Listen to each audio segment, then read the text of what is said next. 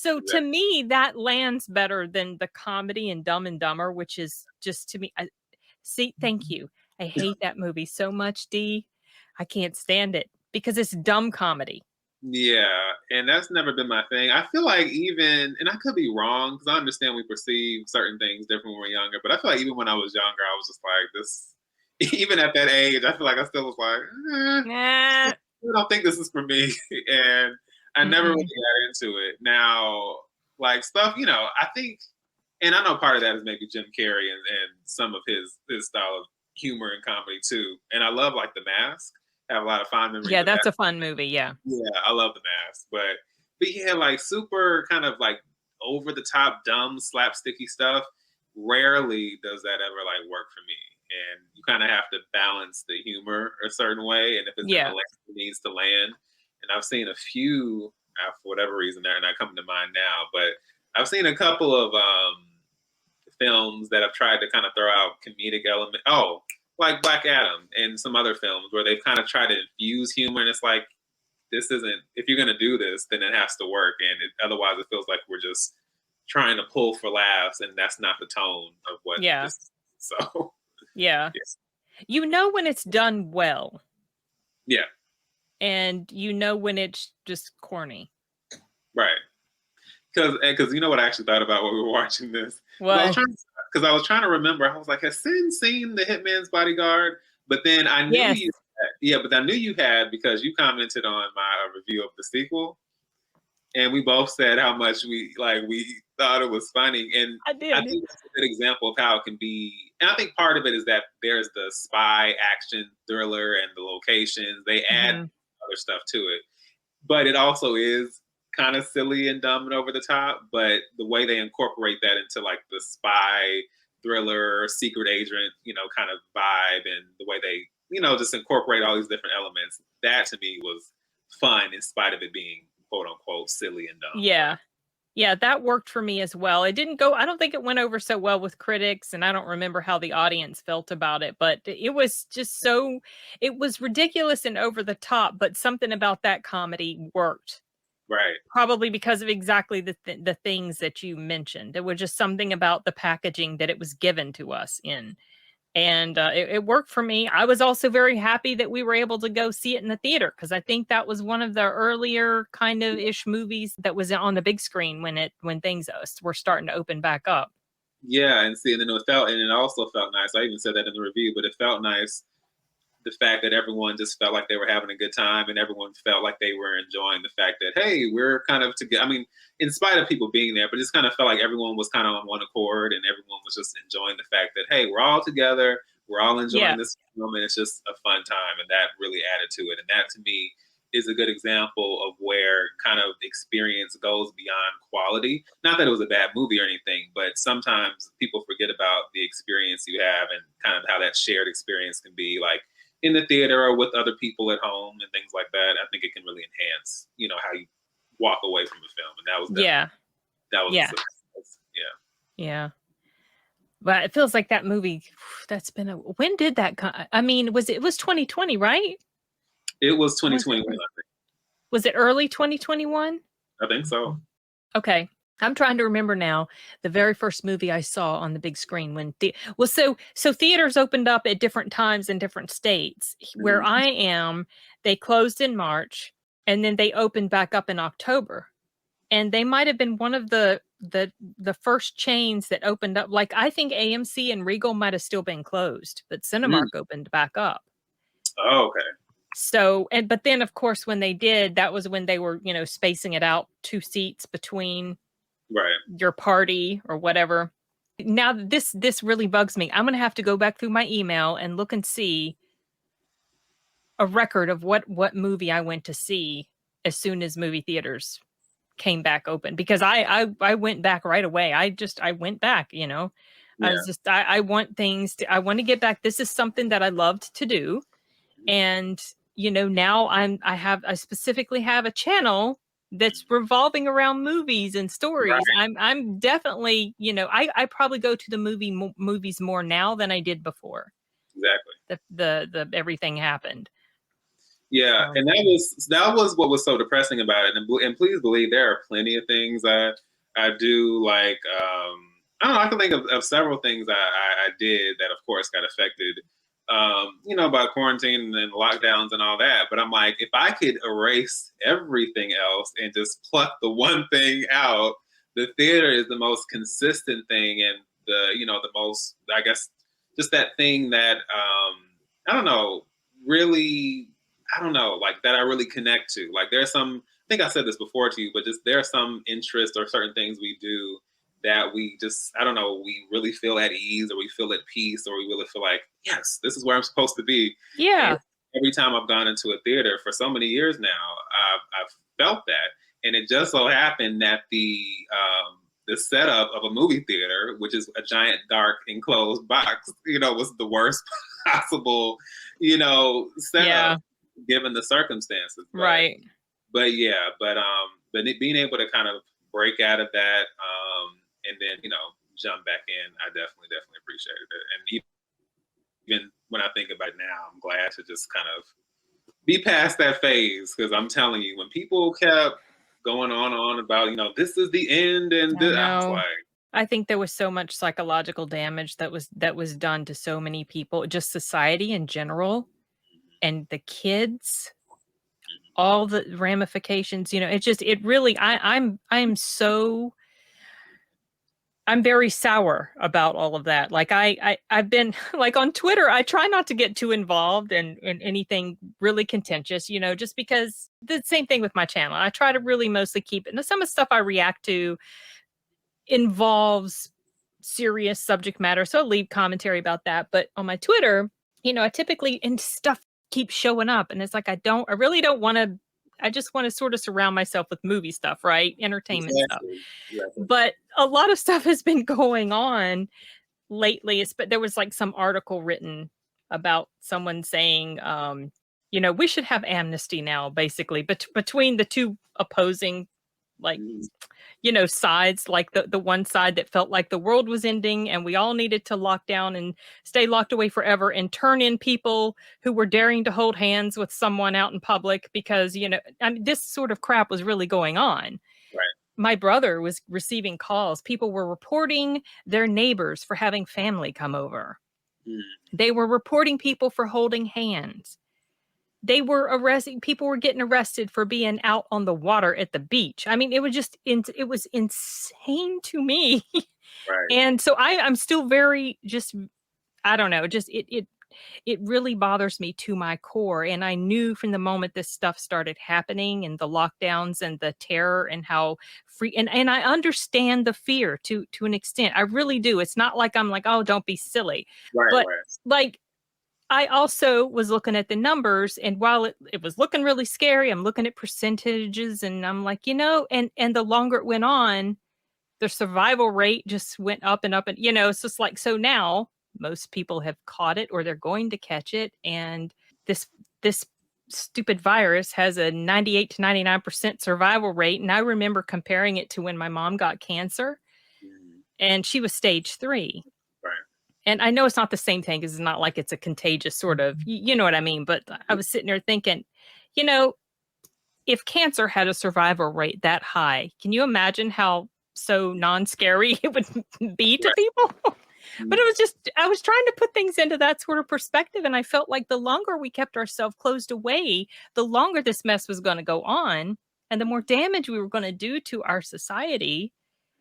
And this is I don't know how long it's going to take for just us in general to get better from all of that, to recover from what we went through. Right. But it just, I don't know. So I've been liking things on Twitter. They're very hostile. And I'm like, okay, I really should. I need to just but it just bothers me, Dee. It makes me so sad. I remember in the early days, I felt like we were living in a waking nightmare. It was just, it made me so, I've never been that afraid in general about just society as a whole. Because, there's always stuff, but I mean, this just felt so oppressive and so really scary, and the things that government was doing and the things that people were doing and saying to each other, and it was just the othering that was going on with people. It just yeah. Sorry. Yeah, no, you're good. No, and all the conversations and all of that, and it got to a point where, and it's another example of why I was like, I'd like to just go to a theater and escape from things. Like, I need an out. I need to get away from this. Yes. Yeah, and at least the theater sort of made you feel a little normal. Right. Ish. Again, but it just, and that's, that's why I've mentioned before, that's why I started watching, comedy reactions and stuff like that, because it was really getting to me. Yeah. I know it was affecting a lot of people. It was just affecting everybody. I don't see how anybody could not be affected by it. Yeah. And I know I mentioned the whole mall thing when I read that abandoned malls book. Yeah. And that's why it was so ironic. I think, and not just, like I said, I might have enjoyed it anyway, but I think, like I said, Wonder Woman 1984 was so timely because it was just like, I love just kind of feeling like I'm in a different time and different age. Everything is, bright and colorful. Happier, colorful, yeah. And all that. And like I said, I understand the flaws and all that, but beyond that, I was actually appreciative of just the timing of when that came along. So I was like, okay, I actually appreciate this. Yeah, that was that's a, I think that one felt more emotionally heartbreaking for me than the first one, just because, the whole scene, especially like that scene where she has to run away from Steve. I mean, that still gets me, dude. I still cry when I watch that scene. And I never would have thought, I mean, and granted, it's not there, they had some emotional stuff in the first one.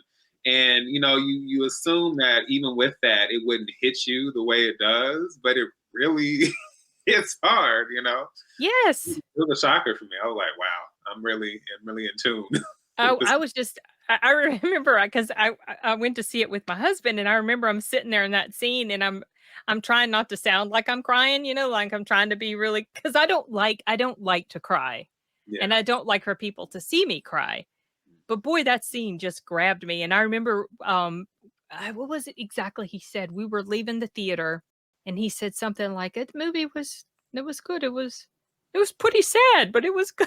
Because he has an accent when he talks because he's Mexican, but he's like, it's pretty sad, but it's good. Yeah. It was sad. Yeah, what's up? Are you on a stream? Yeah, I'm talking to one of my friends, D. Oh. Do you want to come say hi? No. My friend D. This is my daughter, Aurelia.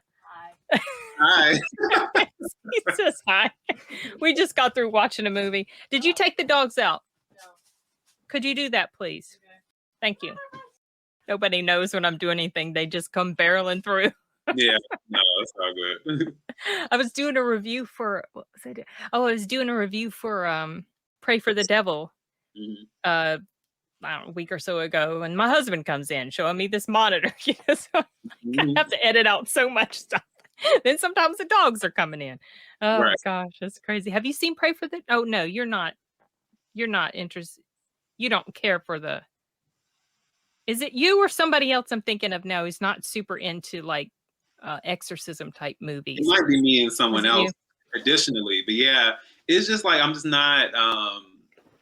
It's just like, we have like different types of horror that we really, really like, and some we're not that into. Yeah. It's not like they're, well, I don't want to say, well, some are horrible, but it's not like it's not like they're just, they're all awful, but it's just, I guess I feel like once you've seen, I guess depending, I feel like once you've seen like a couple of them or certain ones, they all kind of seem, just kind of like just the same. Similar. For the most part, you'll get some, different dynamics, I guess, depending on the film, but it's not my favorite horror subgenre. That's it's not mine either at all, really. But I went to go see it. I went with my brother, and I was pleasantly surprised by it. It doesn't have the best. I can't remember now. I get confused. Sometimes the critical ratings look really high on one site, but not on another. But I don't know, it was just something about the way it was done, and we talked about that really ridiculous. Marketing that they did with that dumb TikTok video, which it was. Remember the hashtag I put down in that last live stream? Oh, what was it? What was it? No, remind me. It was Possess the Patriarchy. Oh, yeah, that's right. It was kind of crazy because I mentioned that there were elements in there about, because nuns don't do exorcisms, that the men do it.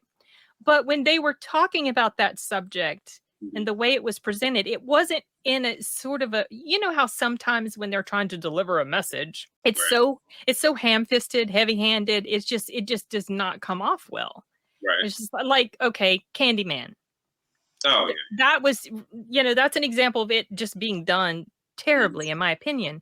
But with this one, the way it was handled through dialogue and how the characters were presented, they weren't like your stereotypical, ridiculous cookie cutter sort of, anti-female type of priest or whatever. It wasn't like that.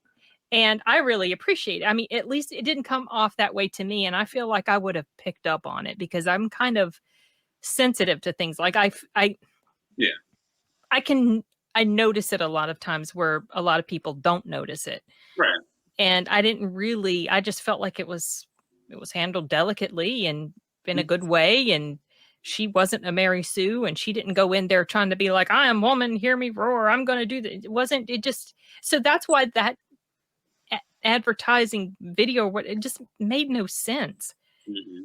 Yeah. And it was kind of and this isn't the same thing, but because it actually is in this first episode, but it's another thing that I thought was odd about, and I don't know if we've talked about this before, but it's something else that I thought was really odd about She-Hulk, because of course there were a lot of issues with it, but it's weird how they kind of toss around a lot of those same ideas in the first episode, but then nothing else really about the show reflects that. So it's like, it almost was like, are we just kind of making up stuff as we go along? And then each episode kind of felt like it was juggling a different idea and concept from it's almost like, let's raise this whatever idea about, She-Hulk versus Bruce and all that other stuff. And then it's just like, but nothing else about this character or about this story reflects that. So it was just weird. Were we looking for controversy? Like, I don't know. It just was odd. Maybe. I mean, it sounded to me like they were, based on the stuff that I saw from the first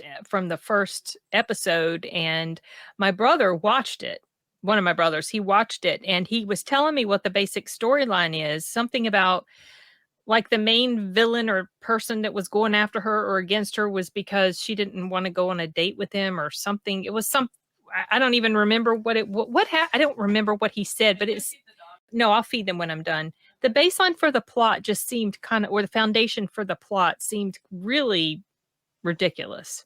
Yeah, and they did do that, and now that you say that, they did do that a couple of more times with some of that stuff, and with the approaches with some of the guys, and of course, a lot, not all of them, but a few of these male characters, and I was like, okay, this is pretty nuanced, the way you're exploring this. But then like it was weird, because then the real main antagonist was like a beauty influencer named Titania. Oh, that girl, that terrible scene in the courtroom. Yeah, and then just that the way so bad. The way she pops up and then disappears, and then shows up again later on. That's what I'm saying. It's just it's like I said, that the criticism of that stuff is what it is, but it was weird because it's like we threw some of that stuff out there, and then the rest of it we just kind of kept bouncing around as far as what we want this show to be and what we're trying to say. And at the end of it, it was just like, I don't know what to really make of this. And I know everyone's going to feel differently about, the different Marvel shows. Some of us like some more than the others, but at least maybe with most of them, I walked away at least understanding maybe at least from beginning to end, what kind of the story dynamics, the kind of the story progression or the story arc was throughout. Mm-hmm. With She-Hulk, it just kind of felt like we were coming up with something different all over the place. Yeah. It does sound like they just made it up as they went along. Yeah. Yikes. Right. I'm glad I didn't watch it. I had been sort of excited for it, but the more products Marvel / Disney / the MCU puts out there, the less and less interested I am, or the less I care as to whether I watch it or not. Yeah. And yeah, I think they've just kind of, like, I understand I understand expanding this world, because we've been doing that. At least if we just go out, if we use Endgame as the kind of, as the end, as the marker, we've done that for like a decade, or maybe a little over a decade. But my thing is, it's like, I understand continuing on and expanding that, but it feels like the focus is expansion versus building. Like, I don't know, with all these new shows and all these new movies, it doesn't. Yeah. I don't know. I just felt like it felt more like building with a lot of these past films we got. Yeah. And even like with Wanda or something like that, it felt like, okay, or with WandaVision, I mean, it did expand, it did build, but it also was a different perspective. It's like we hadn't seen a show like WandaVision that took, this kind of story idea and had these different, eras and phases and showcasing television and like all of the stuff that they did. It was totally new, and it was just a different lens to approach how we see, certain superheroes and these stories. But now, like I said, it just feels like we're just expanding just to expand. It's like, could just take a step back and really think about how we're going to work through this next phase and focus on the quality of this and not just the quantity, because it feels very quantity heavy. And even if you wanted to do shows and movies, that's fine. But can we just maybe do a couple in the first half of the year and then a couple in the second half of the year? But like something every 2 months is just a lot. Really, even if it was DC. Say that again about DC? No, I was saying even if it was DC, I would feel the same way. Oh, I hope that they don't, because Peacemaker, we really, really enjoyed that. But that was such a bright spot. Right. It was a huge bright spot. So I hope that, with James Gunn being on board and all that, I hope that they can find a way to, have a vision for this, but not feel like they have to throw everything out there now that they have something really solid with the Suicide Squad, with Peacemaker, and these properties, and then Henry Cavill coming back. So I still wish Zack Snyder would come back and be able to make another Justice League. Yeah. I don't know if that will ever happen, but to me, okay, a lot of people didn't appreciate his vision, but I personally really liked it. I just like that tone, that style, so much more than, like, let's say what we got with the Joss Whedon one. Oh my God! That sort. But to me, and I even liked it more than what we got with Aquaman. Now, Aquaman was enjoyable, right? But it's not on up there to me as being one of my favorite. I still don't understand how it made as much money as it did. I have no idea. I don't know if it was because Jason Momoa was there or what. I don't, And now I don't really ever want to watch it because Amber Heard. Right. I don't want to see her face in there. And she's in Justice League, the Zack Snyder version. She's in there, and it just like, I hate that she's in there. I wish I could just I wish they could do some digital effects and put another face on her or something. That would be perfect. I really if anybody deserves erasure and cancellation, it's someone like her. But just something about Snyder, he adds this. He just adds this weight to his work in those movies that I appreciate so much more than a lot of stuff we've even got from Marvel. Right. It's always worked for me. But I like what James Gunn has done too. With that last Suicide Squad movie. I really, really like that movie. It was it was really a blast, and they had a lot to really what's the word? I don't know. They really had to reestablish a lot of things after that first Suicide. I was about to say Justice League. The first Suicide Squad. And I remember being so excited for that because I love the concept of Suicide Squad is so cool and so interesting. And if you've seen the animated films they've done, it's You mean like the DC or the Suicide Squad animated? Oh yeah. But also with the DC animated, they've done Suicide Squad, Hell to Pay. They did Assault on Arkham Asylum, which features another version of the Suicide. Okay. And it just was really solid, and really that's how I feel about a lot of the animated films. If they could find some way to translate the way that they craft those animated films into live action stuff. Yeah, it's live action. I think they would be good. But and it's so hard to explain what went wrong with Suicide Squad because all the ingredients were there. Yeah, everything. And I just remember like not far into it, I was like, I don't think they know what they're doing with these characters and with any of this. Well, have you heard of, everybody talking about, a lot of people talking about the Ayer cut? Yeah.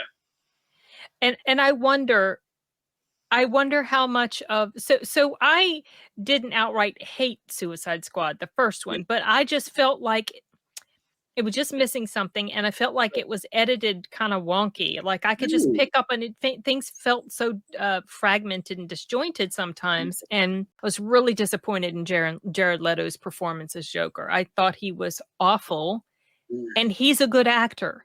Exactly. So I don't know what the heck. I felt like he just went way overboard to the point he was overacting. He was like doing a Jim Carrey sort of, like he was just. But then I've been hearing about this Ayer cut, and I'm super curious now because after we got the Snyder cut and we see what his true vision was, I wonder how much the studio botched the first Suicide Squad, and maybe what he was really planning was something that would be so much better. And I really kind of wish we had the opportunity. Maybe it'll happen. I would love to see it. Yeah. I want to say this might be I want to say this is the video, but this is so old. This is probably like last year, but I did like a trailer reaction to the first new Suicide Squad trailer. And how I do my background stuff, I talk about, the cast, crew, and, thoughts about the old, whatever movie that's come before and all these other details. And so I remember saying in that video that, I still remember thinking, if you look at the initial Suicide Squad, the first, I want to say the teaser trailer and then trailer 2, the tone is very, very different between those two. And I know that they do reshoots for movies anyway, but it felt like if you literally watch that first trailer, because everything is very gray, very serious, very heavy. You have this very dark song, I Started a Joke playing in the background. Oh, yeah. And then the second one, they have Bohemian Rhapsody playing, and they have more of the colors and a lot of the humor and a lot of the, like, you can literally see. So I'm wondering if it just doesn't feel like that was the plan initially. And I felt like that might have come around the time where Batman versus Superman, didn't kind of go over well with everyone, and everyone didn't appreciate how that was done. So it almost feels like they were going in that similar style in that first trailer. Tried to shift gears. Yeah, and then tried to shift gears. And I'm wondering with the reshoots, whatever reshoots they did, I'm wondering if that's why it felt so kind of like jumbled in the end. Because I agree, it's not like it was and even compared to Justice League, I didn't hate Suicide Squad, but knowing the potential and knowing what they could have really done with it, and just maybe what my own expectations were, it was just like, this is not like what it could have been. So yeah, it's true. I remember. I remember when the second one went. It's disappointing to see that it didn't do as well. The first one did better, right? Which was weird to me. I don't know why. I don't understand why the second one didn't perform. Now, granted, it did come out last year. A lot of people still hadn't fully returned. I feel like things are like back completely normal now. The theaters are packed sometimes. So maybe that was part of it. Maybe part of it was also James Gunn. There was controversy that had gone on about him. I think it's James. Yeah. James, right. He's the director. I honestly don't know. Maybe people still felt salty about the disappointment of the first one. Yeah. I was going to say, I think part of it might have been that. And as dumb as this is, Unfortunately, it may have been the case for some folks, but I think some folks couldn't distinguish that this was a new Suicide Squad, and that they were like, "Oh, why is there another one of these?" Like, maybe I the heard title, because it had almost the same title, right? So I'm guessing maybe for some people, it's something that clicked. Yeah. You know, I'm not like that, but maybe for some folks, it was just like, "Oh, they re-releasing? Are they re-releasing this?" Yeah, but it's totally different. You can tell Right. just by the trailers and different characters. But something that that movie was okay. So that movie was another example of so like in Tucker and Dale. Yeah. You think it's going to go in one way, and then it just throws all these curveballs at you. That's how I felt with the second Suicide Squad, because in the very beginning, the first team gets just completely decimated. I was not expecting that. Reminded me of the stuff in Deadpool 2. Yeah. When that team got taken out. You all got murdered. Yes, exactly. But I was like, okay, and I like it when curveballs are thrown that in the end it all comes together in a good way. Sometimes curveballs can be dumb. Right. Sometimes curveballs can be thrown that make no sense at all. And you just know when it doesn't make any sense. But I like to be surprised. Yeah. In a good way. Yeah. So. Same here. And I totally didn't see that, that coming at all. I'm really interested. And it's like, I guess what I loved about that, besides the deaths, I like the fact that we're getting all these superheroes and you're assuming we're going to see each and every one of them pull out this crazy power. Then half of them, they just like the guy with the arms was like, yeah. I didn't even know that was Nathan Fillion until later. Right. Yeah. And then the German guy, can't remember who he's got a funny name. The guy who was talking to Harley Quinn and she made some sort of comment about his accent.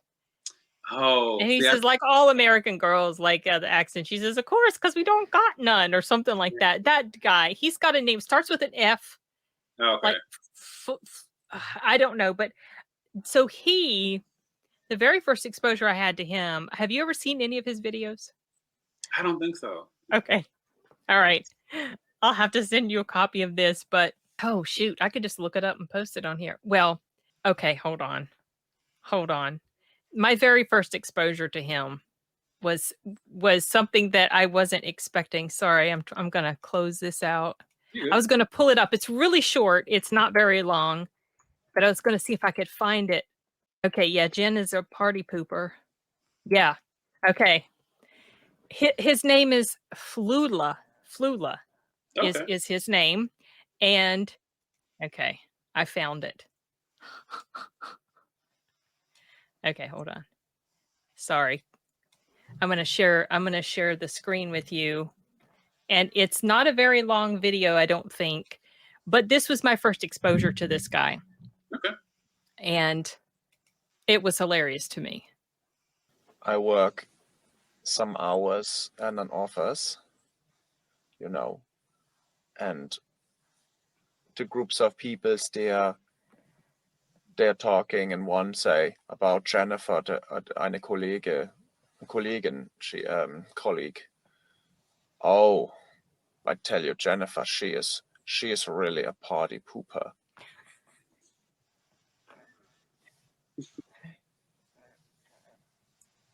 Jennifer poops at parties. Oh. So she poops at parties. So and people know this. I poop at parties. I poop at parties, but people don't know because I close the door. Jennifer goes to the party and then poops, but she do it so people know.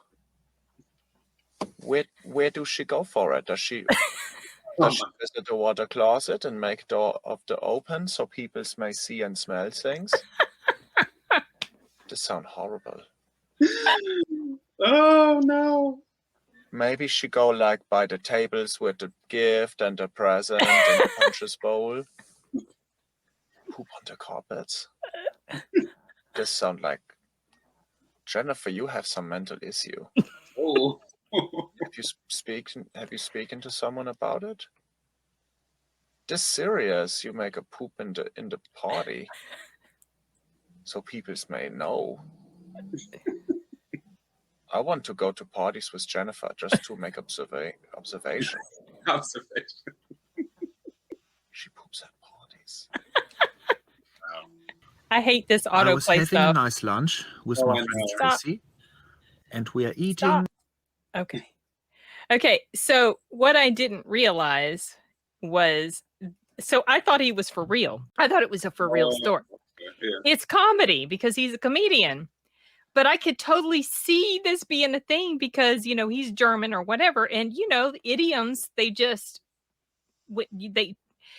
people don't speak that language, they literally translate it and it makes no sense, right? Right. So that was my first exposure to him. Then I found out he was going to be in this movie and I thought that was so funny. Yeah. But I don't even know where the heck we were going with that. We were talking about the different characters, right? Oh, I was completely surprised at how quickly Michael Rooker was gone. Oh, I know. Like, yeah. And it's weird because in the trailer, they show so many different superheroes that I guess I should have figured that I don't know why, but I guess I should have figured because I'm trying to think of another example because I feel like I've seen films like that where they show all these different people, but then like they only, at a certain point, they only show like a smaller group. So it's kind of like they played around with that in the trailer because technically people show in the room when Amanda Waller is briefing them and everyone we see, it's kind of like they play around with that. So, but yeah, I didn't see that coming. Like I wasn't expecting Weasel to not know how to swim.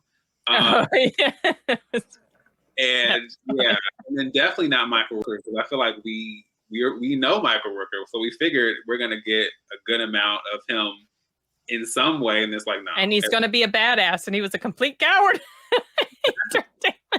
I just loved how they turned the tables on the audience and just, you know, completely subverted what you thought was going to happen, and it just was not. I loved it. And I feel like they need to find, now this is me personally, or maybe we can get some kind of prequel, but like I need more Polka Dot Man. Oh, I loved him. I was so upset. I was so, you know, it was comedic and I knew it was going to happen, but his death, I was actually, well, besides Flag being killed. Oh, I wasn't happy about that either. Oh, that really upset me. I didn't like that at all. But I like that they put that serious stuff in there to remind you, hey, there's life and death going on. But when Polka Dot happened, when that happened, it was comedic, but at the same time, it's like, oh, damn it. I didn't want him to go. Because it's such a unique character, you know what I'm saying? And you identify with him and you get him and just, I still remember that scene where you see him like swollen and then he has to like gorge, you know. Oh yeah, get all the polka dots out of him. Like I just thought it was such a cool like character to explore. So the dialogue that they had too in the middle of some of the stuff happening, like that scene in the office, and who was the guy that went along with them? Milton. Oh, okay, yeah. When Milton got killed and he's all upset because he liked Milton and what's her name? Oh gosh. Harley Quinn. Yeah, Harley, yeah. She didn't even know who he was and she's arguing about, I think I would know if there was a Milton or something. And she looks, oh, Milton. Right. Just that sort of stuff that happened was really funny to me. And I just think, it was so well done. I'm curious, like what they're going to do with the third. I meant to ask you, did you like? Some people didn't. What did you think of Starro as an antagonist? I think I mentioned in my review that to me that kind of felt a little corny and hokey. I wasn't crazy about that, but the rest of the film was so strong it made up for that to me. Right. So I thought I didn't think that was the best choice. What did you think? I see. It was weird because I didn't really know what to make of it, and because I didn't know anything about Starro, like it's one of those things where I guess sometimes when you don't know, I didn't necessarily know what to make of it initially because it's like, is this because obviously with Suicide Squad, they have all kinds of antagonists that they go up against. So I wasn't really sure what to think. But now knowing that that's probably one of many, I just didn't think it fit that particular story. Like they still could have had someone that they were going up against, but it just felt like whatever Starro represents or what he is, I don't know if it fit this film. Yeah. That was the only thing. I didn't hate it, but it still just felt out of place. Yeah, no, I didn't hate it either, but just kind of hokey was the only thing I could, like, clownish, hokey, kind of silly, this big kaiju monster going through the through the city, and I don't know, but I like the deal with the rats. Yes. How the rats defeated, because I love little ratties, and that scene where Ratcatcher is talking to her dad in one of her memories, and he's talking about these little rats, and oh, dude, I got teary-eyed because it's like, that's true. Because okay, so we've had rats, pet rats, and some of the reaction we have gotten to them sometimes is really ridiculous, D. Like, just outright hostility about the fact that we have rats. There were things that came up between me and our family and some of our other family members because we had rats. But I have a question. Is this, because I don't know what their perception is this because you guys have actual pet rats, or is it because like rats live in the foundation of the house or something like that? Because we have pet rats. Okay, that's what I'm saying.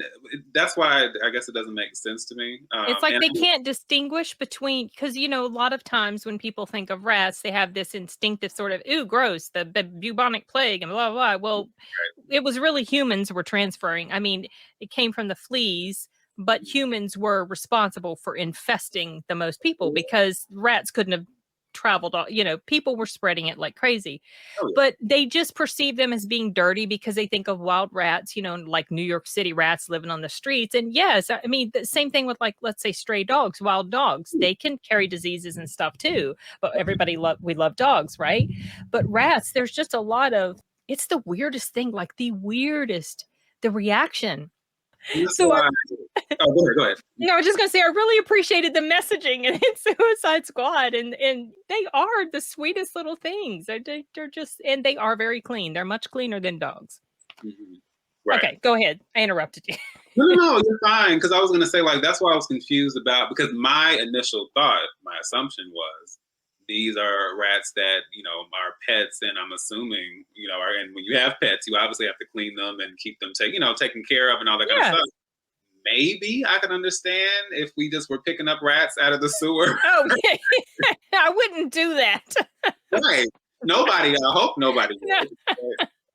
But that was my assumption. I'm like, if it's not, assuming that we're not just picking up rats from anywhere, I'm not really understanding. No, it was just because they were pets, but they happened to be rats, and rats elicit a lot of negative sort of reactions in people a lot of times. I admit that before we got them, because we were thinking about like guinea pigs or hamsters, because Aurelia wanted a small animal, and I was asking about guinea pigs, and so many people came onto my Facebook thread about it, and they recommended rats. That came up so often, and my first thought was, oh, I don't know, the tails, because the tails, when you think of a rat's tail, you think it's slimy and nasty, and it's so totally not. It's actually really have you ever held a rat?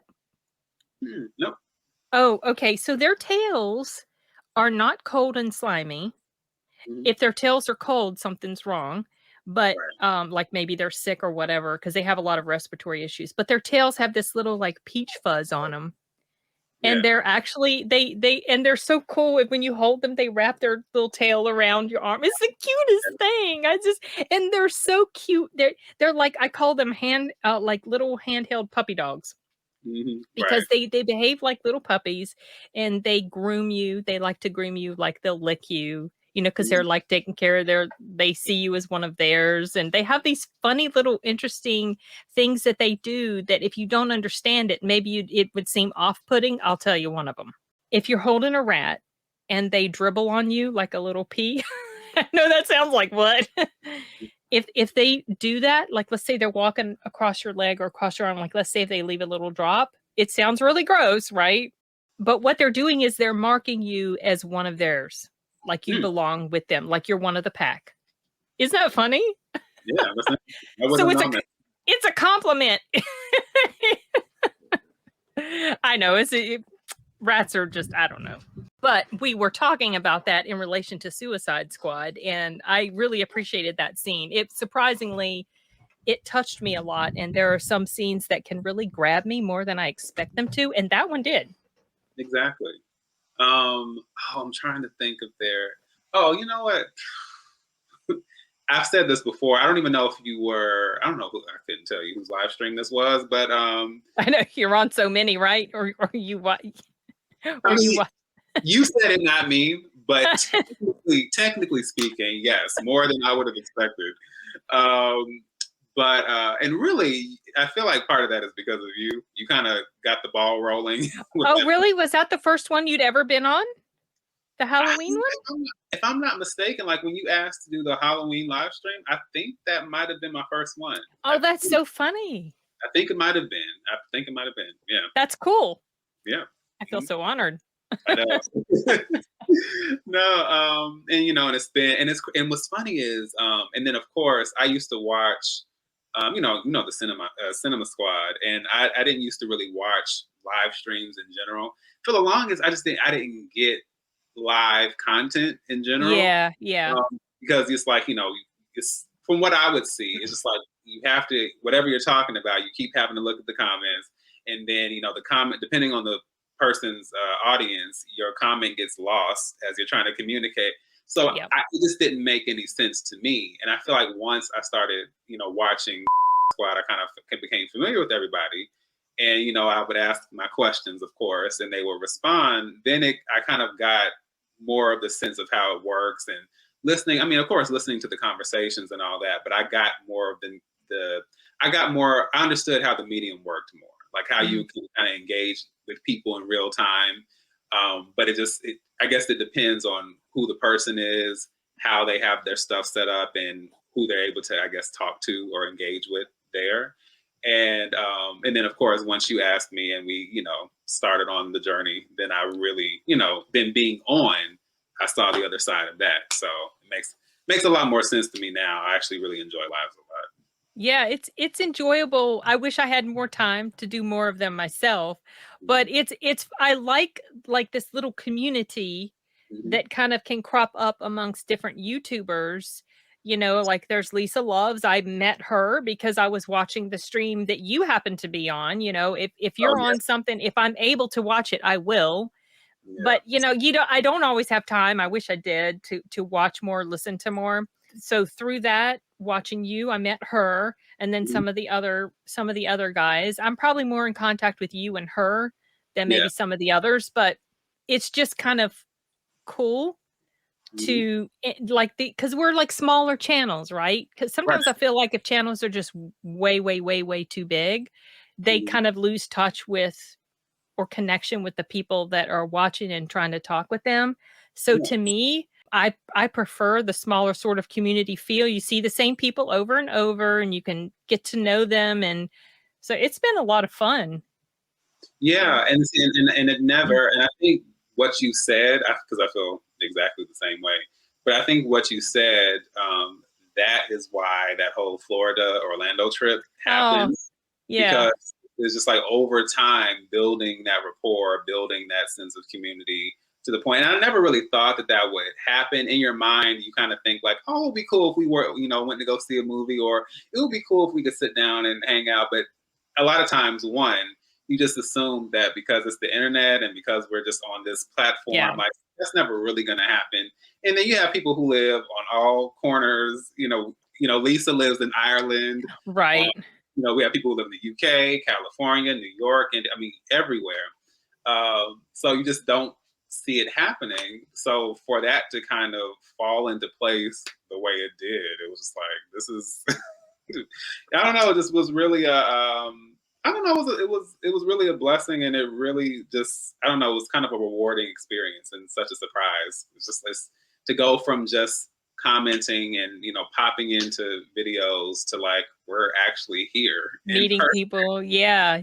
Are you guys gonna hook up again sometime? Meet somewhere? We are. I think it depends on everyone's schedules and things like that. Yeah. It's worked out. It's really worked out well because they had kind of made their plan, and then they had mentioned it, and I wasn't technically far away from where they were, and it just so happened that I don't know if you know him, but Mike, did you see that? He came down. Yeah, I recognize that. I think I might have subbed to his channel and maybe seen portions of some of his videos. So I recognize the name. Yeah. Yeah. But he had come down with his wife Emma, and then a couple of people who lived in Florida. It just came together kind of perfectly because we had people who were already there, people who were already coming, from at times that kind of coincided. So yeah. That's cool. Looked like a lot of fun. Yeah. And that's why I said we have to figure out, at some point, we're going to figure out, given where you are. Yeah, right. But what was it? I'm trying to think of how did we get on the live stream conversation? It was something you had said. Oh, it was when you had mentioned, gosh, how did we get there? Because I know at one point you had said like there are scenes that hit you a certain way. Yeah, the rats. Yeah, and I feel like that was going to make me think of something, and somehow we got on the live stream part. Oh, I remember. Say it before you forget. Yeah, just found it. I want to say I was on the Cinema Squad's live stream, and I mentioned somehow at some point a couple of scenes that were unexpected and just kind of make me emotional, even though the context of the film or the type of film it is, you would never think that you would feel that way. And it was Nutty Professor 2, The Clumps. Oh, yes. I remember you talking about that. Oh, do you? Yeah, I remember you talking about Nutty Professor. Yeah. Yeah, and I can't remember the specific situation, but I remember it now. As you repeat it, I'll remember that's what you were saying. Yeah. And both Nutty Professors are like they're hot.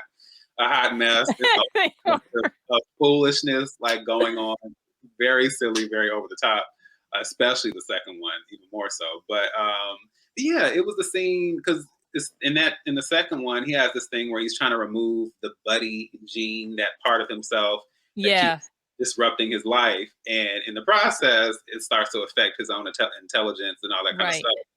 And when it gets down to it, and it's this other form, and it dissipates or whatever, it's just basically the scene between him and his fiance where you can see that he's losing his not just his intelligence, but his ability to kind of perceive and speak correctly and all that kind of stuff. Mm-hmm. And so it's him, and you see for a minute where he sits down, and then you see his kind of life flashing, in his mind, everything that he had experienced. And now he's here, and he's kind of stuck like this. And it was something about that I kind of related to, and just the conversation that they had, and him telling her that, I should have had more faith in you, and I should have had more faith in us, and shouldn't have tried to fix something that wasn't broken, basically. Mm-hmm. And then all of a sudden he kind of shuts down, and when she asks him, to ask him, who am I? He just says, pretty lady. And he doesn't know who she is anymore. Yeah. He just bursts into tears. And even after that, moment, you get the sense she kind of has the moment. And then she's like, I'm going to protect you. And you can see that she was going, before, of course, the other ending comes forward, you get the sense that she was like, okay, we're going to work through this somehow, and we're going to be okay. And it's just something about that really made me tear up. And I think part of it, sometimes it's because it ties into real life things. So of course I've had grandparents, and I've had people who have been affected by Alzheimer's. Yes, me too. It's terrible. Have, mental and emotional kind of things. Mm-hmm. Can't always see past, that. So it was something, and like I said, it was such a small moment in all this hilarity and silliness, but it was just like, it just hit right through the heart, grabbed you right here. I get it. Sometimes commercials would do that to me. It's ridiculous. Mm-hmm. Yeah, sometimes. And I couldn't tell you now, but no, I totally get it. When you least expect it. And sometimes I can feel myself even like I'm getting ready to start crying. Like, this is ridiculous. What's wrong with me? Is it my hormones? Yeah. Yeah, I'm not a cosplayer, but I like to see some of the things. Did you watch any of my Dragon Con videos? I saw the I want to say I saw the first two. I have to go back and watch the rest of them, but because I thought it was really interesting, like where you stayed and everything. Yeah, it was a converted church, and I decided that I was going to vlog it because I thought it'd be kind of, and it's actually, I like to go back and revisit them just to relive some of the memories. Yeah. I think maybe I'll vlog my trip to Vegas, even though that's not going to be as sort of fun type of, because it's definitely more business stuff. It's like it's a function called 20 books to 50K. It's about writing and publishing and authors and stuff like that. Oh, cool. So I'm going to vlog that too. But there was this dude that came, he was dressed as Ghost Rider. I don't know if you saw that video. I took a video of him when we were standing in line. Mm-hmm. I took a video of him. He came up on his motorcycle and he was posing while the light was red. He got on top of his motorcycle. He was taking pictures. It was the coolest thing. And then some guy comes by in a DeLorean. Wow. And then another guy comes by in the Wayne World, which I never saw those movies, but he was playing Bohemian Rhapsody and he had the car and everything. It was neat. It was very crowded. Not as crowded as the first year we went. But yeah, that place we went to, it was huge. And there were a lot of beds in there. There was like one room that had 8 bunk beds. But only one person stayed in there. Oh. By the time we got there, all the beds were taken. I'm like, I'm not going to bunk with somebody. I'm not, no. So Aurelia and Javier and I, we slept out in like this living room sort of gathering place area. They had like couches and stuff. So that I made a little tent with like I took this big blanket and draped it over and propped it up with big pillows and I just crawled under there. That's where I spent. But it was neat. Yeah, it was a converted church and it had 3 levels, the downstairs, then the church area, and then they had like a loft above the church area. Okay. And it was neat. Yeah, they would do karaoke in the big main church area, and it was interesting. It was an interesting. I think I liked the other house we had stayed at more, just because it felt more cozy. But that house certainly had, well, it's not really a house, but that place certainly held a lot of people. So. Ooh. But it was also big enough that you weren't like crowded. Like, you know, you felt like you still had space if you wanted to go off in a corner somewhere and, you know, work at the table or whatever. You could completely separate yourself from everybody if you needed to. But yeah, it was interesting. I think Jeff said next year we won't rent a house. We'll probably, because next year we may go as guests for panels and having a booth at the vendor's market or whatever. So we might just stay at the hotel. So we're just right there. But yeah, it's interesting. I like cons mostly for the panels. I don't know if you've ever been to any cons. No, but I would be interested in going for that same reason. I mean, there's a lot to see anyway. Oh yeah. But of course, that's kind of the more unique and kind of, I don't want to say exclusive, but you know, that's the more unique aspect of it, you know, hearing from certain people or sitting down and hearing conversations that you can't necessarily hear anywhere else. Yeah, that's what I like, the panels, because I like to hear sort of behind the scenes talk about different things that they worked on. And I think when we went in 2019, Zachary Levi, wait, that's the guy who plays the Shazam, right? Zachary Levi. Mm-hmm. Yeah. I get him mixed up with Eli Roth. I don't know why. They have 2 completely different names, but Zachary Levi and Eli Roth, I don't know, whatever. So he was there. He was pretty funny. The guys from The Boys were there. Did you know the story about The Boys? That panel that I went to? Mm-hmm. Okay, that was really cool. Then this past year I went to Laurie Holden's panel. She had an interesting panel. Jim Butcher, I don't know if you've ever heard of him. He's an author. Have you ever read any of the Harry Dresden books? I haven't. Dresden Files? I feel like I know the name, but I haven't read them. Probably it was very briefly a series, a show as well.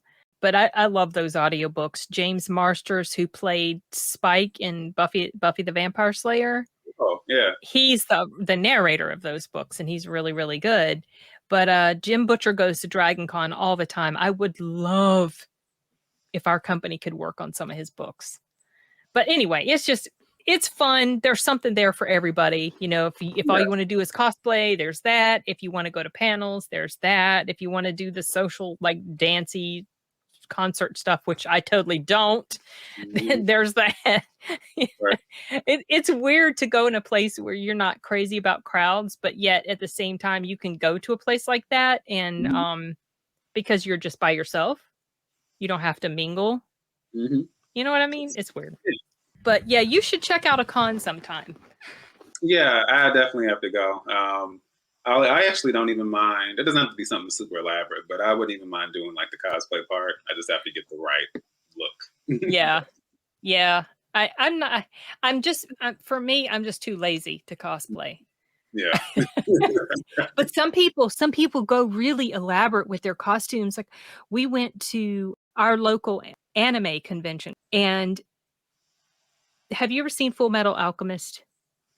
I have not. I haven't actually seen it, but I know. It's hard to explain, but like I know, like I've seen like clips of it, and I know like aesthetically like what it looks like. Okay, so you know, like it's the metal guy, the big metal guy. They made this whole metal suit. Well, it looked metal, but they used some type of foam that cosplayers will often use to make these designs, and they created this full suit that looked exactly like that metal guy. So it was just amazing to me. I took pictures of it. I was so astounded by it. Just like the dedication that comes with the stuff that they do. I don't have the patience or the time, but I can admire it from afar. Oh, there was a guy in like a transformer.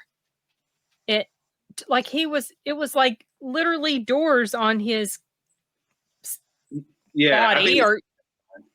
And when he gathered, didn't it come into like the car when he crouched down? Is that the same one? I had heard about someone that had done that transformation. I didn't see it. I wasn't there at the time. I just saw one when he was standing up. I thought he was Optimus Prime.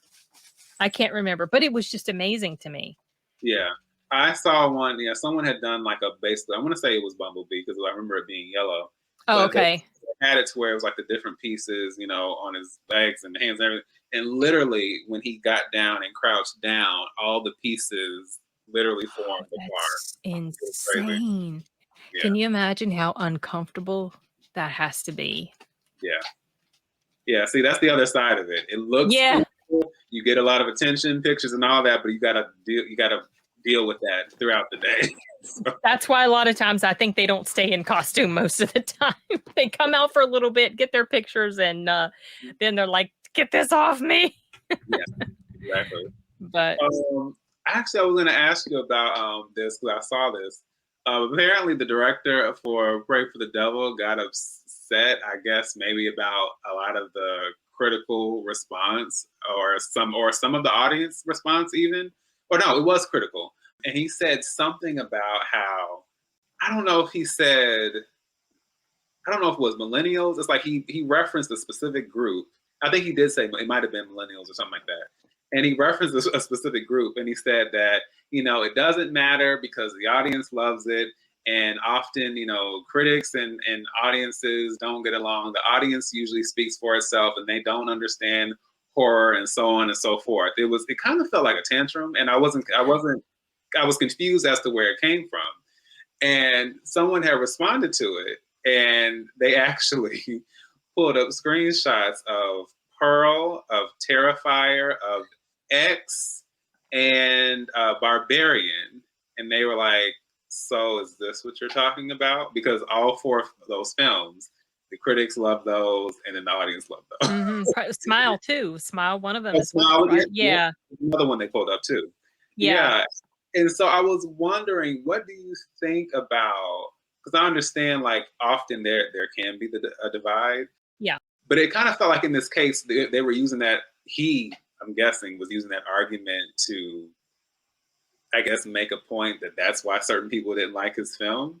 But it's kind of weird because we do have moments, because people will throw around kind of that critics don't know what they're talking about. And I feel like within that group, technically speaking, there are people like you and I, and, you know, people in our community and stuff like that. I understand there's an affiliation attached to it, and, you know, maybe press and, you know, all that other stuff. But I'll see where people will say that, but then you have moments like this where they seem to be in agreement, but people will say that that's why you didn't like, that's why people didn't like a certain film. Yeah, I don't know. I feel like sometimes they pick and choose their arguments or their excuses for why maybe, or their tantrums, whatever. But I don't know. I saw this in passing, so I don't really remember exactly where his annoyance came from. Right. So I just feel like people like that, they just need to be quiet. Because a lot of times when they come and they speak out against whatever group, whether it's official critics or whether it's the audience, then it just turns into a ridiculous display of what looks like a temper tantrum to me. Right. And it'll be weird because I'll see and I've seen, I can't remember who or what it was, but it was a similar circumstance where it was clear that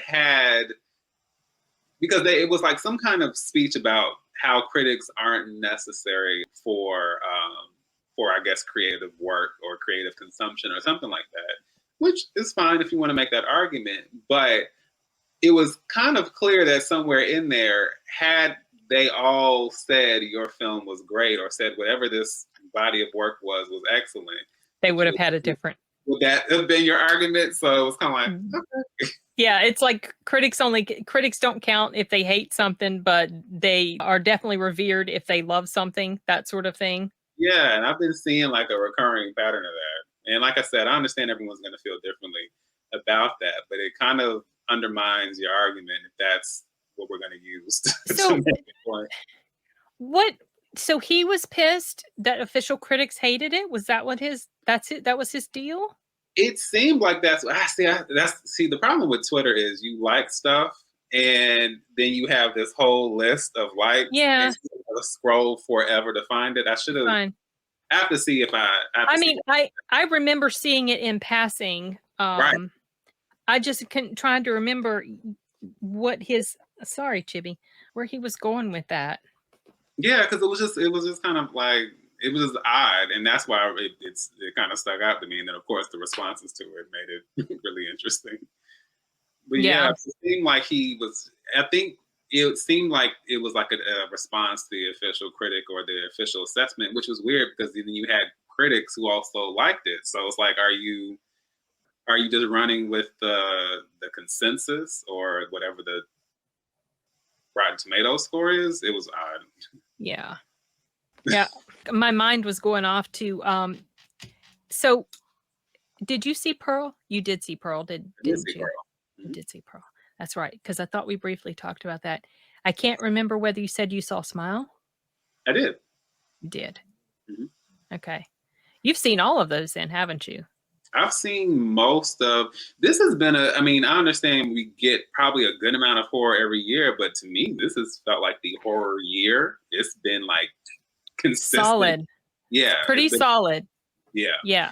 And obviously I'm a horror fan, probably not as hardcore compared, because we have channels where it's like dedicated to horror. Yeah. Yeah. And then I know my limitations with stuff like Terrifier and Terrifier 2, which I like conceptually. I think it's cool. Now, the problem is, do I feel like I need to have, in my memory banks, do I feel like I need to have someone's body being literally sawed in half?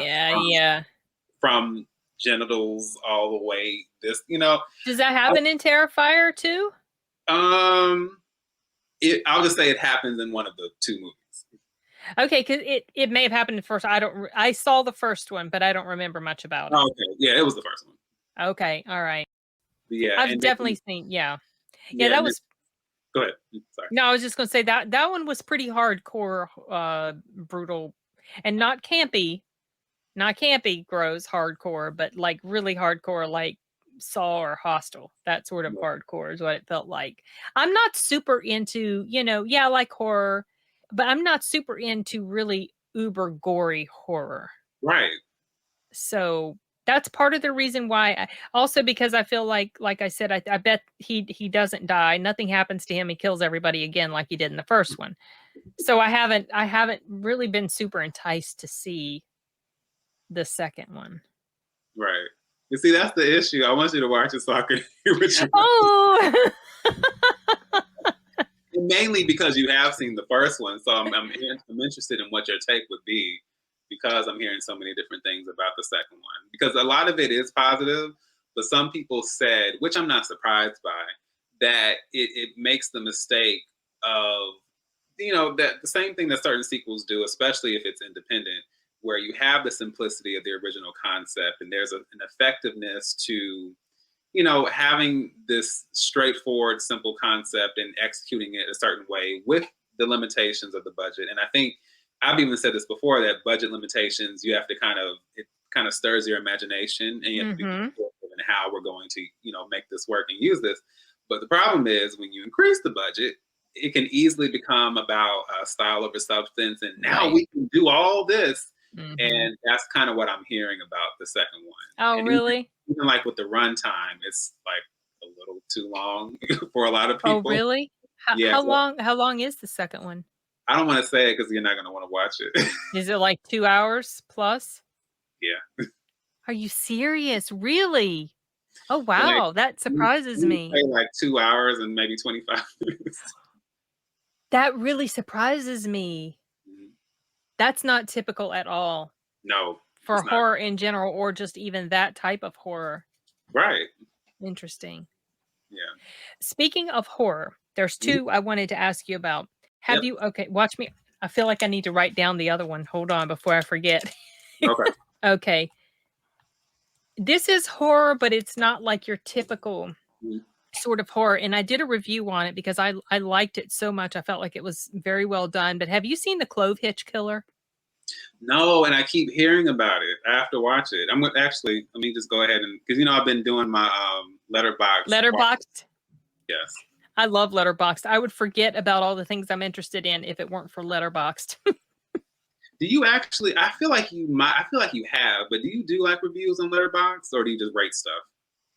No, what I will usually do is write a little bit of I do some reviews, but a lot of times I'll put the link to my video review because I don't necessarily feel like typing it all out. Yeah. So I'll just maybe give a quick summary of what I thought about it, and then I'll do a link to the video review. Right. But I probably rate more than I do because I've got a lot. I think I've got 1,000 or 2,000 some films rated, and I definitely don't have reviews for all of those. Right. But yeah, Clove Hitch Killer I saw that years ago. I think it was a couple years. I can't remember if it was before or after the end of the world, but it was such a simple plot. Do you know the basic plot? I do not. Are you interested for me to tell you? Do you want to go in completely blind? I won't tell you. I'll leave it up to you. Do you think I should see it blind, or is it okay if I have an idea? Okay, well, I went into it sort of having an idea, but maybe you would appreciate it more if you didn't know. If you just go in there not exactly knowing what the premise is, but it's nothing super flashy. The movie's not super flashy. It's nothing super actiony. Right. But there was just something so psychologically horrifying about and maybe not psychologically horrifying in the sense of some psychological horrors like Saw can also be considered psychological horror because you're put in this terrible situation. What do you do to get not like, but you'll know what I mean when you see basically what it's about. But it felt really real too, just because of the situation that the was in and the angst and the turmoil that this caused in him. I'm trying to be vague because I'm trying not to give anything away, but I just felt like it was executed really well. And I just remember, I've never forgotten about it. And I remember when I saw it, I was like, this was so good. I need to tell people about this. And I want to do a review because it's just kind of one of those things that flew under the radar. Right. I think, but I'm super curious to find out what you thought about it whenever if you get around to checking it out at some point. I don't know.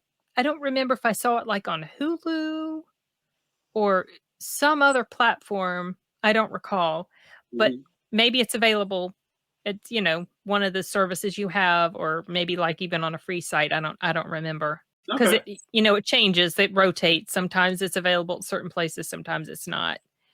then the other thing I was going to ask you about is if you had watched any of the Cabinet of Curiosities yet. No, and I was fully prepared to watch that. Have you seen that already? No, I haven't yet. I'm still watching Hap and Leonard right now on Netflix. Right. Yeah, I watched that maybe about an episode a week or an episode and a half a week, and so I'm on the second season right now. And a lot of times I get distracted. I'm like that dog in Up, squirrel, something new, like that. So yeah, I'm not done with Cobra Kai. Like I'm still not done with The Boys. So I really do want to see Cabinet of Curiosities as well. And I also want to see, what's that one? The one Mike Flanagan recently did. Oh, The Midnight Club. Yeah. Have you watched that yet? No, same thing. Is that a series or is that just a film? Well, I thought it was a series, but I might be wrong. No, I think it is a series. And that's what adds to the difficulty also, because with a film, in and out, a couple hours, you're done. Yeah, but then with the series you have to really give a certain amount of time. So that's the only issue. But I am interested in seeing both of them though. They're on my list. Me too, dang it, me too. So anyway, you had asked about Pearl, didn't you? Yes, I asked if you had seen it. You said yes. Have you seen Pearl? Nope. No. I played with her a little bit. Now she wants more attention. No, I didn't. And I think one of the main reasons why I didn't is because number one, I know that she's going to live. Oh yeah. Because she's the killer and, X. Yeah. But also the actress. Something about her kind of just rubs me wrong. Mm-hmm.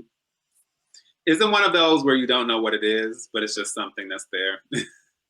It's just something about her countenance. There's just something. And it's weird. Like I said, she may be a perfectly fine individual, but maybe I don't know if it's the character that she was playing.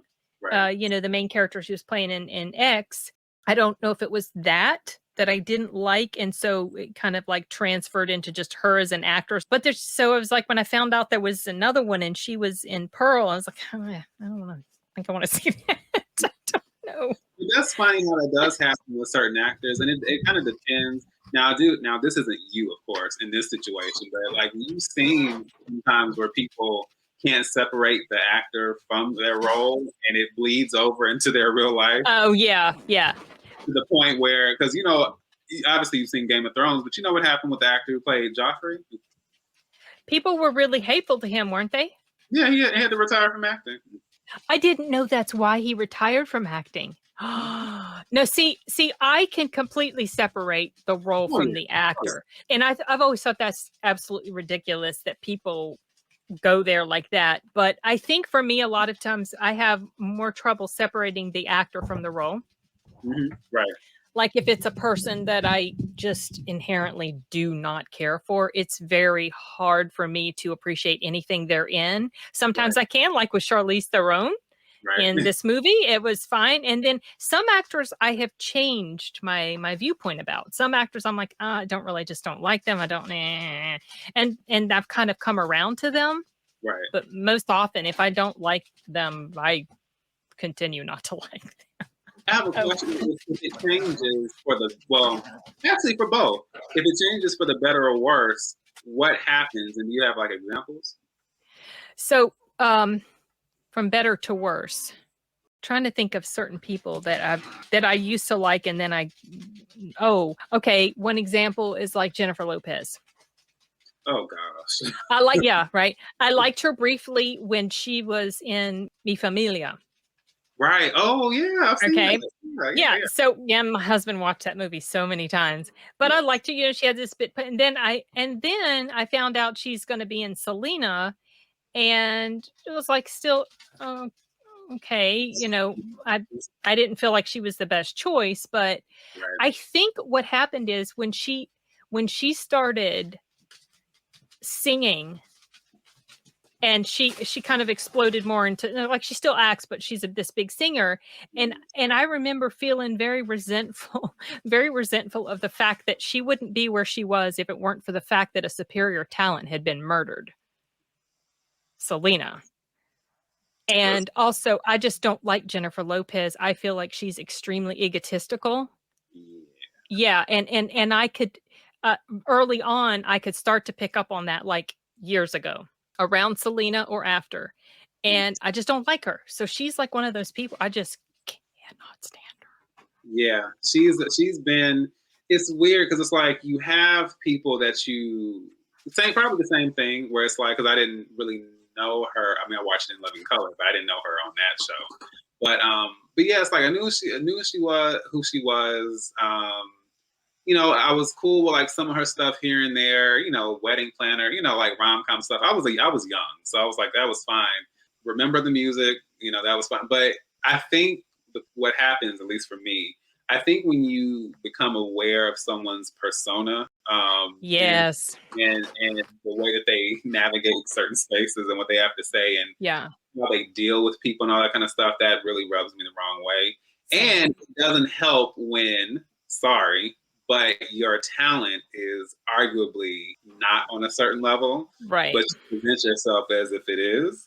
And another big part of her rise is because, do you know who Diddy is, or Puff Daddy? Yes, Puff Daddy. Yeah. I remember when she went to the stupid Oscars or Grammys dressed in that dumb dress, trying to show everything.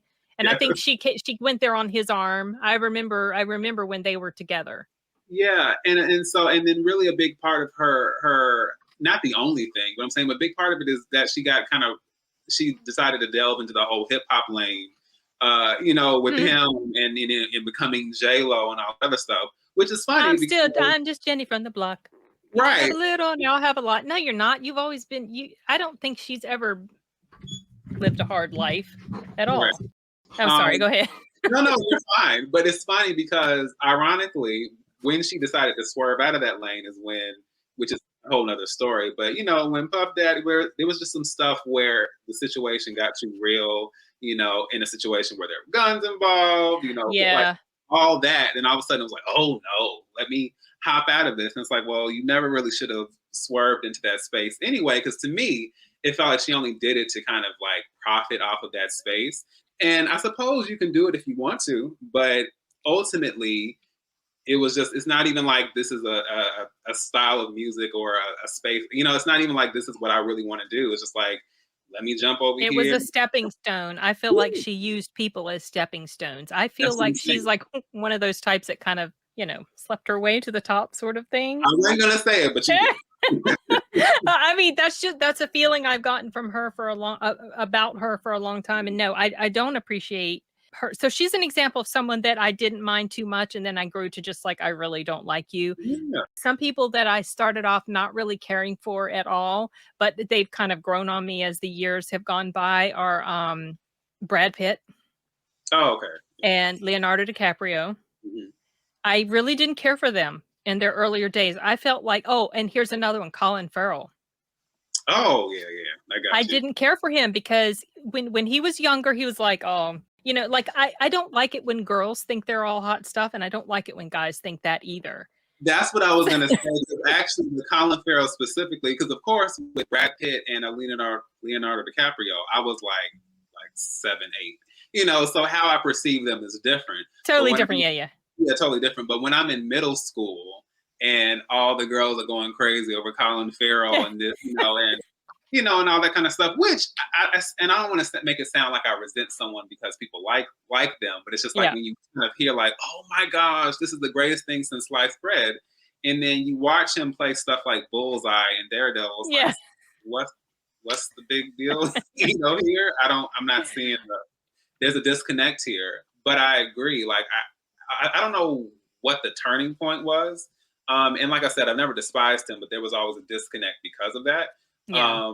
And sometimes with that, and I think this might go for Leonardo and Brad Pitt earlier on, but I think when you have people who are very attractive people, it kind of becomes more so about that versus their talent, and it's not the talent isn't always showcased. Yeah, exactly. They do. And I feel like with Colin Farrell, I have to kind of go back and see what my first kind of turning point was. But I feel like once he hit a certain, I don't know, once we hit like a certain year or a certain film, I appreciated him in a way I didn't before. And I would say Banshees, I think it adds to that too. Yeah, I think it was his life experiences that I think he matured in a lot of ways. And maybe that started to show forth. And I mean, I think he's always been a decent actor. Everything I've seen him in, he's fine. I liked him as Bullseye in there. I thought he was kind of funny, but that was also at the time where I just didn't really care for him too much. But yeah, I think he had a child, and I don't think he's with the child's mother, but doesn't the child have some sort of issues, like some sort of developmental or physical, so he really calmed down. Like he was like all over the place, Right. But there was the porn tape and everything and all that. But he seems to have really calmed down and grown up quite a bit. So now I appreciate him much more. But there's some other actors that I just have never really cared for a whole lot. And like maybe they were okay, but the more they've been around, the less I like them. George Clooney's one. I never got George Clooney. He was like, okay. Yeah. But then I've never been, me neither though.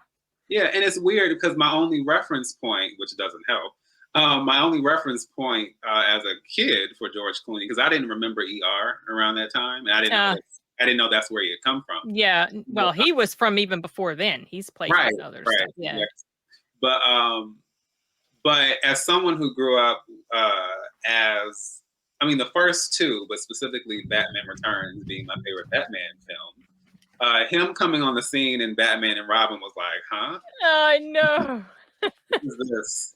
And of course, there are a whole lot of issues with that film. But ironically enough, say what you want about Arnold Schwarzenegger and Uma Thurman, they actually are really entertaining, as corny and over the top as they are. Yes, I think they had fun. Yeah, that's what makes it fun to watch. But it's awkward when he's in the mix because I don't know if he's taking himself seriously. I don't know if it's how they wrote the character, but it's the juxtaposition of them and what he's trying to do in that film is just so not what it should be.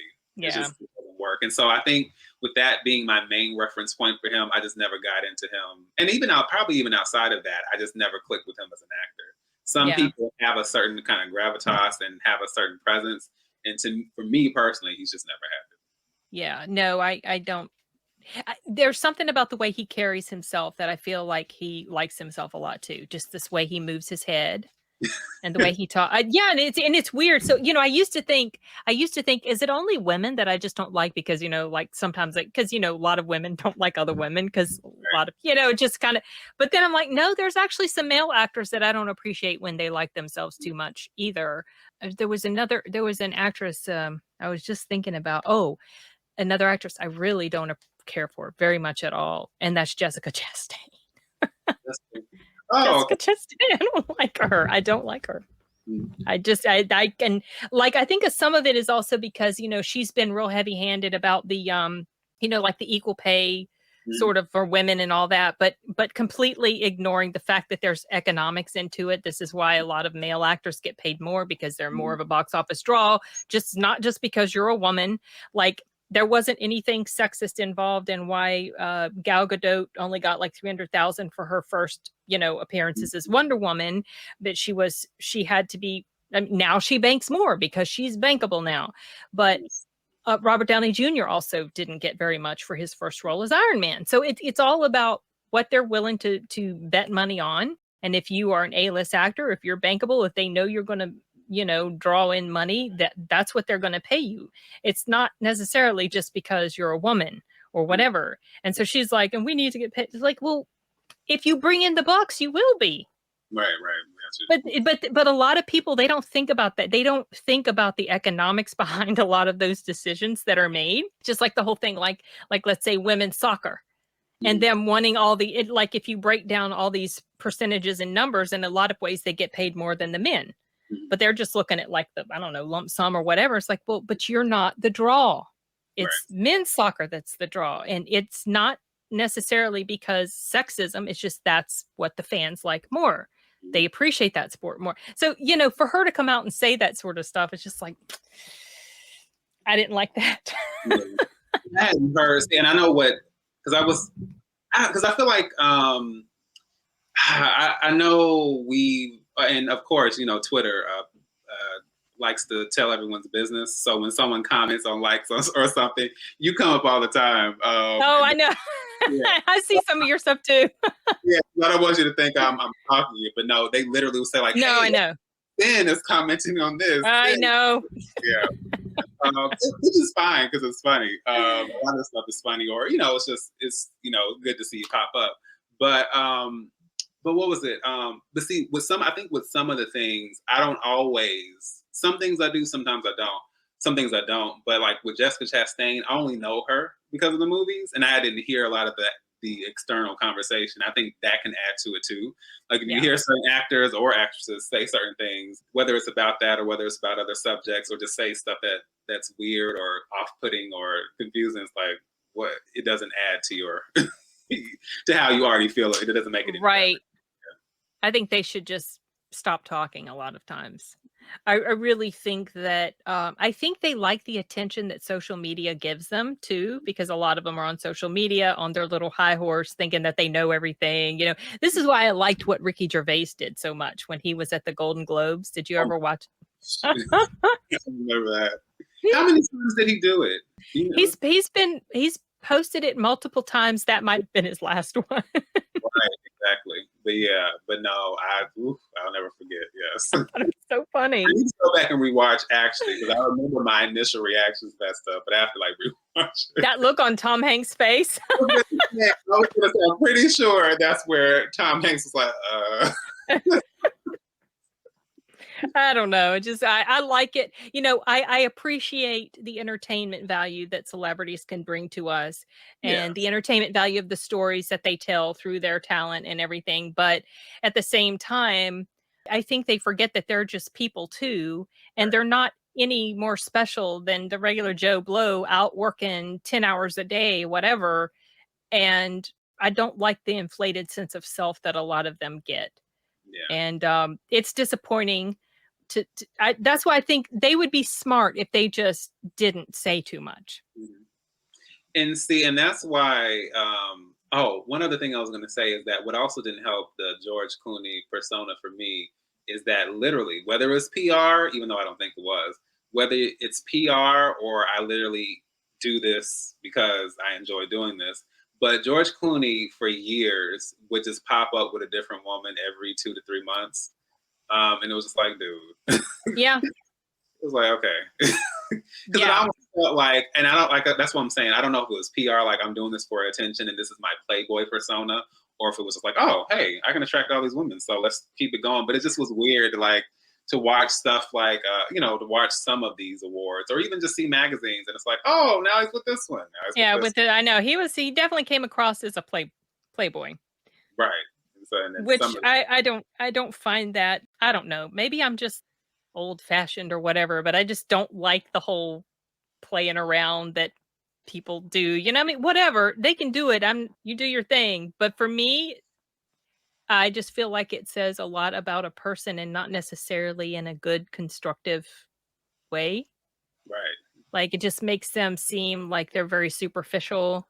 Maybe they're very flighty or they're fickle or, and so to me, that says something about them as a person. Yeah. Fundamentally. But I don't know.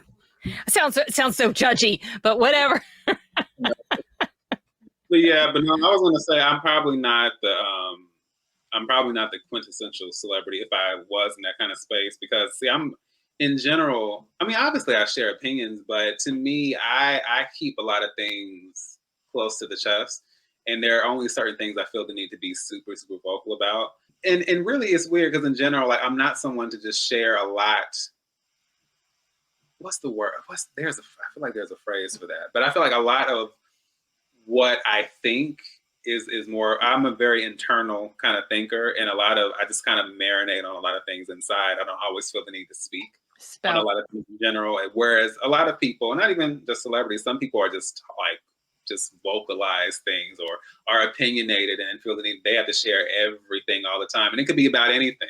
Yeah. But it's just I'm not, and I want to say maybe at a point, because I was a writer, I used to do some of that, but definitely as I got older, I'm just like, I don't have a lot to say. I'm like, of course, when it comes to movies or certain subjects, or you and I are yeah. That fine. But it's just like to kind of say like, hey, I'm gonna share my opinion about. It's like I'm not interested. I'd rather go watch something and or sit and think about certain things. I don't have to just spout everything out for everyone else to consume. Yeah, no, I get it. And a lot of times when you spout off, it can bring all this attention, which sometimes is what people want. But then sometimes they get blowback because not everybody thinks the way you might, you might. So especially when it comes to hot button stuff. Right, exactly. Which I'm good on. I will let everyone else have it. Yeah, I'm gonna try to pull back on my angsty likes of certain things when it comes to the whole pandemic stuff. But yeah, I'm just feeling that's just like one thing that's been I've been more, let's say, open about. Like liking. Yes, I agree with this very very pointed comment. Right.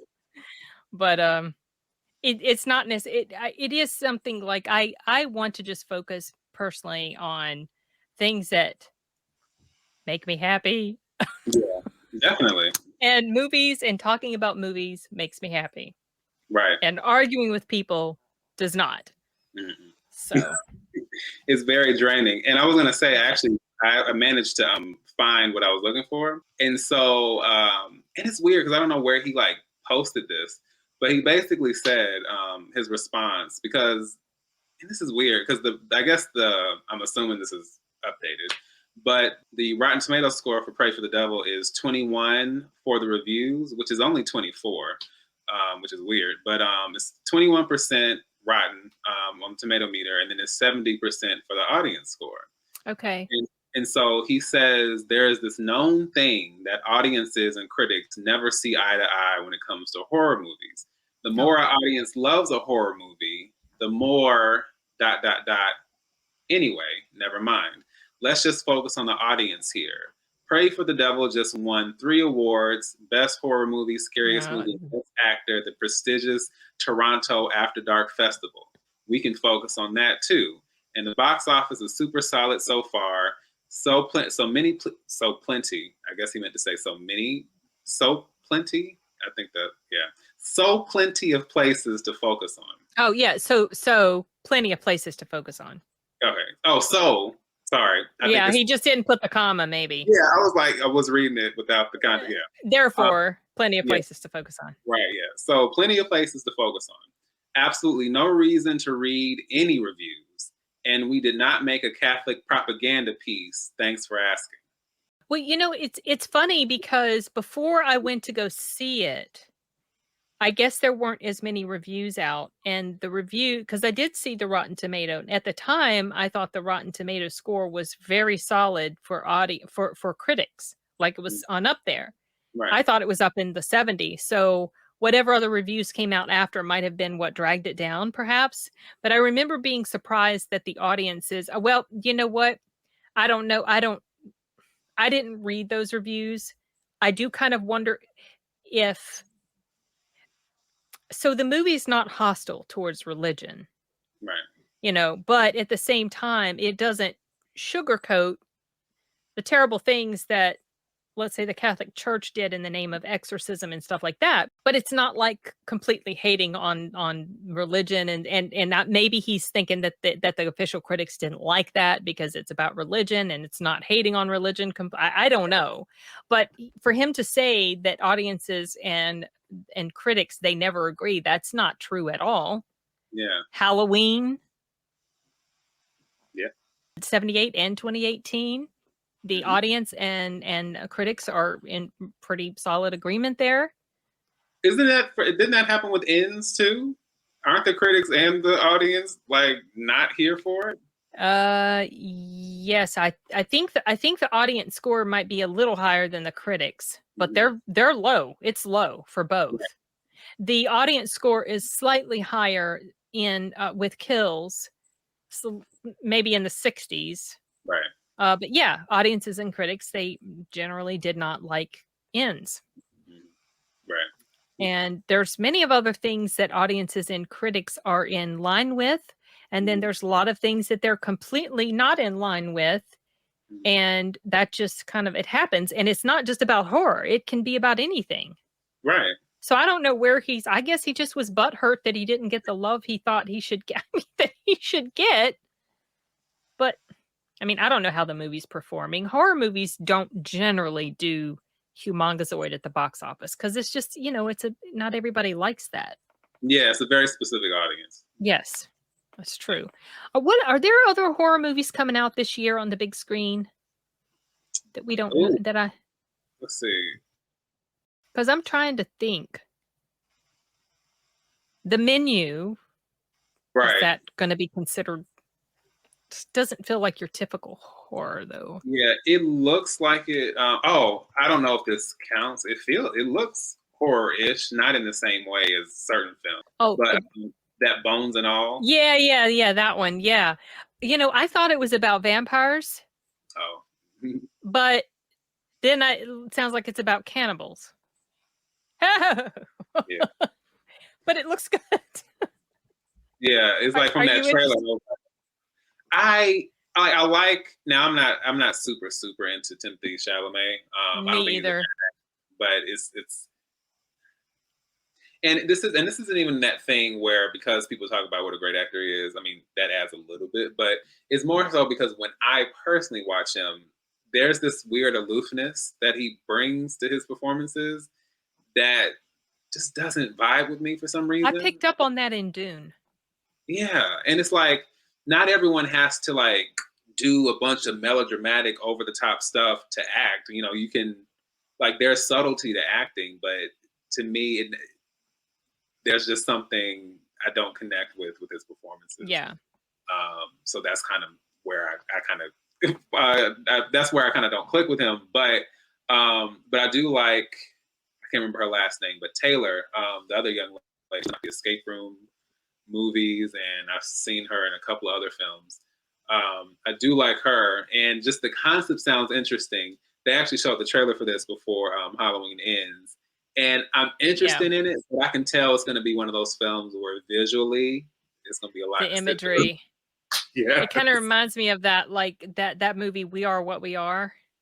Oh, I haven't seen that. I think that's the name of it. That's about a family of cannibals. That was a little disturbing, some of the stuff. Yeah, so when I found out like the cannibal stuff, that is really, there's something that's just so inherently off-putting about that. But like I thought it was that was what I was led to.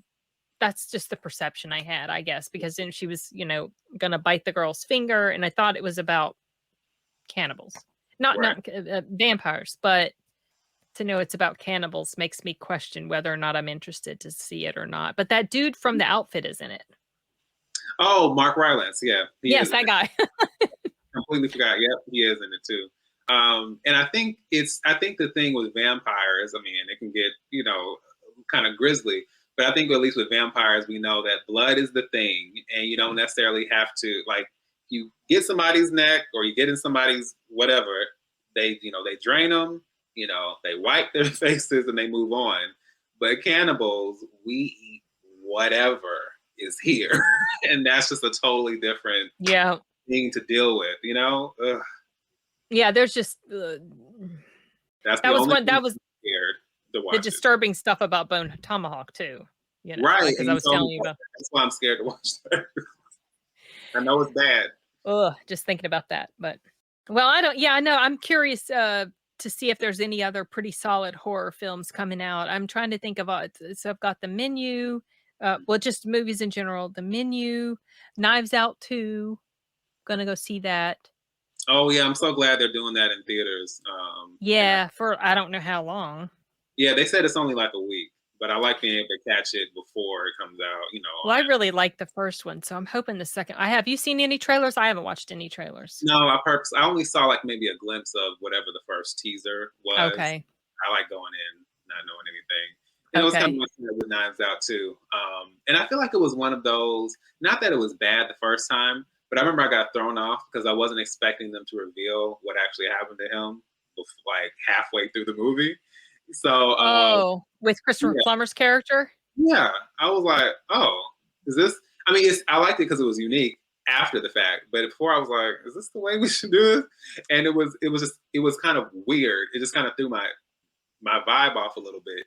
But when I watched it the second time, then I guess it's maybe something about knowing, even though I mean, you knew that first time, but I just think seeing it, kind of with that expectation in mind, I was like, oh, I don't know, for whatever reason, and I really got all of it the second time. I appreciated it like in a way I didn't necessarily the first time.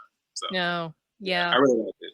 Yeah, it was fun. I love the ensemble cast. Yes, and I have good memories about watching. I think it came out in 2019, was it? And I went to go see it on Thanksgiving Day. I remember that because Arturo was working that day and we weren't really doing much. My folks had gone off to another town for like a reunion thing. And so I was like, I'm just going to go watch a movie. So I went to watch that. It was fun. I really liked it. So I'm hoping that the second one will have that same sort of charm and the interesting cast and everything. So we'll see. But we're seeing that. I'm seeing that the day before Thanksgiving. And I was trying to think if there's anything else that I'm looking forward to seeing. I might be blanking on other stuff. I don't even remember stuff that's coming out in December. Yeah. I'm gonna have to go and look some up too. Yeah. But the main thing with Glass Onion, I know that's what it's called, but as long as they can, because obviously these are different actors and different people, but if they can just make the ensemble cast work and in the same way and have it be as effective as the first group was, because everyone was really, really solid in the first film. Jamie Lee Curtis, Michael Shannon, like so many people in that ensemble were great. So yeah. And Chris Evans was such a douche, and he was so good as being such a douche. I like that scene when he fell on top of her with what he thought was a real knife. Yes. And he's like, it was funny. He's actually very comedic. He can be very comedic. Yeah. But, and so can Colin Farrell. As you know, you need to watch In Bruges. Now, so that's what I'm saying, and I didn't realize he was in it. So it's interesting to see what you're going to think. The same two guys that were in the Banshees. Right, and are they the main in those or no? Yes. That's so interesting. Okay. I think this is the second time they've worked together, like as same director, same two actors. Yeah, wow. And the humor, oh my gosh. I was laughing so much. It wasn't the same type of laughter like from watching Tucker and Dale, but just the humor was just so. You will know it when you see it, and I'm curious to know what you think whenever you get around to watching it. It's like an hour and 40 something minutes, so it's not like you're sitting down for a 2+ hour sort of thing. So I will say, if that's the case, and you just watched this, I would say you may have to, and it may not change anything. But you may have to adjust your expectations because I think being so fresh off of this and being the same director and the same two, it may see the clear, kind of, difference or the disparity or the parallel even between the two. And that may throw Banshees off a little bit. But we have to see. Yeah, but it also takes place in a totally different time and a totally different setting. It's like early 1900s in Banshees, and in Bruges, it was modern day. Oh, okay. So it's completely, and also the storyline is totally different. So I'm just hoping that the chemistry will be as good. I'm hoping that the storytelling will be as solid, because the storytelling in Bruges was really all the different characters that were brought into play and how the different things that happened, how it all kind of interconnected. I thought it was really well done, on top of it just being quite funny. And Colin Farrell, oh my gosh, just the looks on his face. Yeah. The expressions, and he would get this he would get this look like this, like you just knew he was sneaky and was up to no good, just something about his face. Yeah. Like he can tell the story with his face, basically. Very expressive acting with his face. Exactly. Yeah. So, okay, well, I'm looking forward to seeing it tomorrow. I hope I enjoy it. I'm not going to go into it with humongous expectations because, like I said, I initially wasn't really thinking I was going to see it. Right. because I already sort of know how it ends, but I'm going into it more just to see them together again on the screen. Yeah. And so we'll see. Okay. But yeah, I think actually I'm going to do a review for In Bruges tonight after I eat supper. Oh, That's how much I liked it. And that's an old movie too. Right. So, okay. Well, I will definitely tune in whenever you drop. whenever I get it done. I'm going to try to film a lot of stuff before I leave. Yeah. So, all right. Well, I'll let you go. Yeah. Because we have yammered again. We didn't go quite as long as the first time, but no, we didn't. we yammered again. So I know you're probably hungry, and I got to feed our little fur babies. Yeah. So I will let you go, and looking forward to seeing you on Tuesday if you can still make it. Yeah. Right. Definitely. Same bat time, same bat place, all that. Yeah. Okay. Maybe you should watch In Bruges between now and then. Maybe I will. Maybe I'll do that. Yeah. We only have like one day, but it's like I said, it's not super long. Okay. Okay. I got you. Check it out. Okay. Okay, cool. I'll end recording.